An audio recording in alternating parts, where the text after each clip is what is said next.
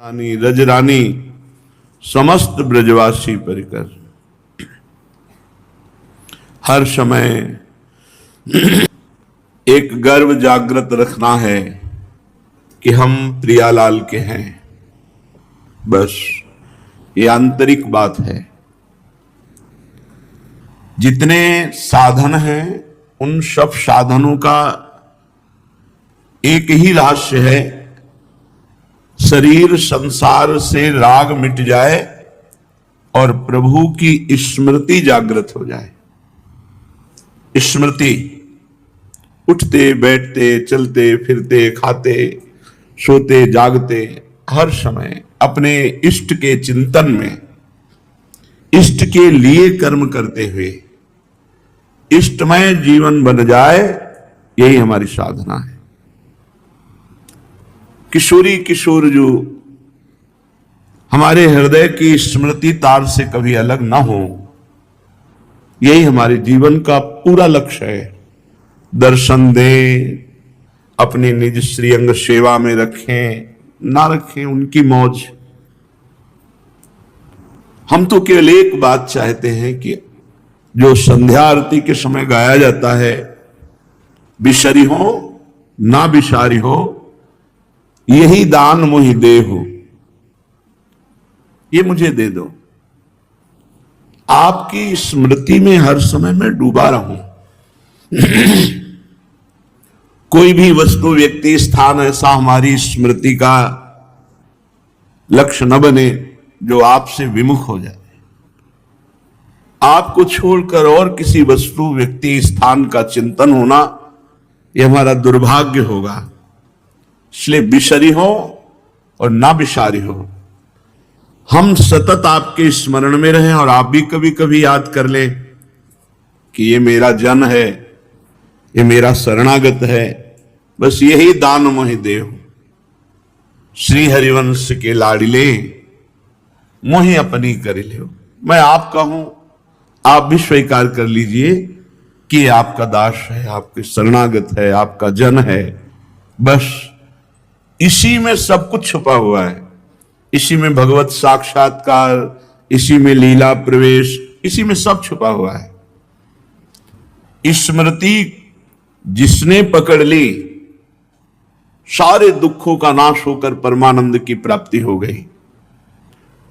और गुरु कृपा से बचपन में यही डाल दिया गुरुदेव भगवान ने हमारे हृदय में कि हर श्वास भगवान नाम जप, हर श्वास भजन, यही सार है। तो चले जरूर ब्रह्मानंद के मार्ग में, पर नींव रख दी स्मृति की। इसलिए महादेव जी ने कृपा करके सीधा वृंदावन भेज दिया। ऐसा नहीं कि संस्कार शुष्क थे, ऐसा नहीं था, सरस थे। ब्रह्मानंद के मार्ग में चलते हुए भी साकार भगवान शिव का चिंतन और निरंतर उनका मंत्र और नाम जप, ये अंदर की बात थी। बाहर से एक बैरागी, दृढ़ वैराग्य, संन्यास रूप, तो वो स्मृति जीवन बन गई। सब गौड़ हित धाम तक ऐसी स्थिति थी कि सब गौड़ एकमात्र स्मृति, रात दिन बस चिंतन, ना कोई व्यवहार, ना कोई और परमार्थ का साधन, बस बैठे हैं चिंतन में बैठे। बहुत परमानंद की अनुभूति जब स्मृति प्रभु से जुड़ती है। कभी कभी एकांत में चिल्ला चिल्ला कर रोने का मन होता, कब मिलोगे प्रिया प्रीतम, कब आप स्वीकार करोगे। ये मिले हुए भी अनमिल से लगते हैं, परिचय होते हुए भी अपरिचित से रहते हैं। ऐसा प्रताप है इनका। प्यारी जो जब जब देखो तेरो मुख तब तब नयो नयो लागत, ऐसो भ्रम होत देखो न कबहूरी, ऐसो भ्रम होत देखो न कबहूरी। स्मृति, हरि स्मृति सर्व विपद विमोक्षणम। ये लोग दुख से निवृत्ति चाहते हैं, पर दुख जहां से निवृत्त होता है वो मार्ग ही नहीं पकड़ते हैं। उच्छृंखल मन, उच्छृंखल इंद्रियां, इन्हीं को अपना मानकर बस जगत के भोगों में विचरण करना, है तो दुखमय ही है। हरि ही स्मृति सर्व विपद विमोक्षण, भगवान श्री हरि की याद समस्त विपत्ति और दुखों का नाश करती है। जो हर समय स्मरण परायण है वो ऐसे सुख में निमग्न रहता है जहां किंचन मात्र दुख नहीं है। श्री प्रियालाल के हेतु की कृपा से अपने लोगों को स्मरण करने का समय दिया, ये बहुत दुर्लभ बात है। भजन करने का समय नहीं देती माया।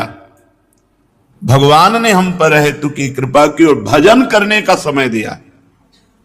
अगर इस समय में हमारा भजन ना बन पाया, भगवत स्मृति ना बन पाई, फिर तो पछताना पड़ेगा। बहुत बढ़िया अवसर मिला है भजन। सब शास्त्रों का सार बात है भजन। और भजन न होई संग बिनु, और भजन बिना नहीं प्रेम। छिन्हु भजन न छाड़िए, धरिए यह ध्रुव नेम। बिना भजनानंदी महात्मा के संग के भजन नहीं होता, भजन के बिना प्रेम नहीं होता, और प्रेम के बिना परमात्मा प्राप्ति नहीं होती। मिले न रघुपति बिनु अनुरागा, किए कोटि जप जोग विरागा। अनुराग नहीं आया तो प्रभु का साक्षात्कार नहीं होगा। अनुराग होता है भजन से, भजन होता है भजनानंदी महात्माओं से। भगवान की विशेष कृपा से अपने को सब कुछ प्राप्त है। मानव देह प्राप्त है, भजन मार्ग प्राप्त है। भजनानंदी भगवत प्रेमी महात्माओं के गढ़ में बैठे हैं, या एक से एक महापुरुष हैं, वृंदावन धाम है। अब भजन के लिए जो समय दिया गया उसको सार्थक कर लो। दिन का दिन निकले चले जा रहे हैं, गाढ़ भजन में स्थिति नहीं। शाम निकल गई, सुबह हो गई, फिर शाम हो गई, फिर हमारे जीवन की आयु नष्ट होती चली जा रही, स्थिति प्राप्त नहीं हो रही। कभी विकल होना चाहिए। ये मन, बुद्धि, चित्त, अहंकार त्रिगुण माया से पीड़ित हैं। ये तुम्हारे बस में नहीं है। इनको वश में कर सकते हैं तो श्री भगवान कर सकते हैं, और उनका नाम उनको वश में कर सकता है। ध्यान दीजिए, ये शतोगुण, रजोगुण, तमोगुण का चक्र मन, बुद्धि, चित्त, अहंकार पे पड़ता है, और इसी से सब संकल्प विकल्प क्रियाएं होती हैं, शुभ अशुभ। त्रिगुण माया के अधीन अंतःकरण है। अंतःकरण को त्रिगुण माया से अगर मुक्त करा सकते हैं तो सिर्फ श्री हरि, और हरि को अधीन करने की सामर्थ्य नाम में है। मूल बात, जिसने नाम जब पकड़ लिया वो जीत गया। और जिसने भजन पर रुचि नहीं की तो चाहे जितने और साधन कर ले, ये छूटने वाला नहीं, पक्का। गोस्वामी श्री तुलसीदास जी महाराज कह रहे, माधो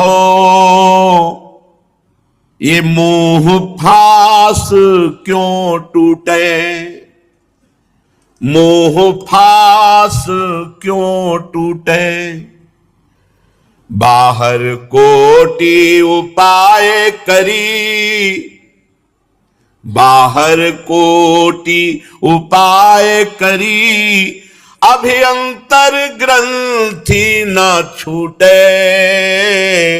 माधो मोह फास क्यों टूटे।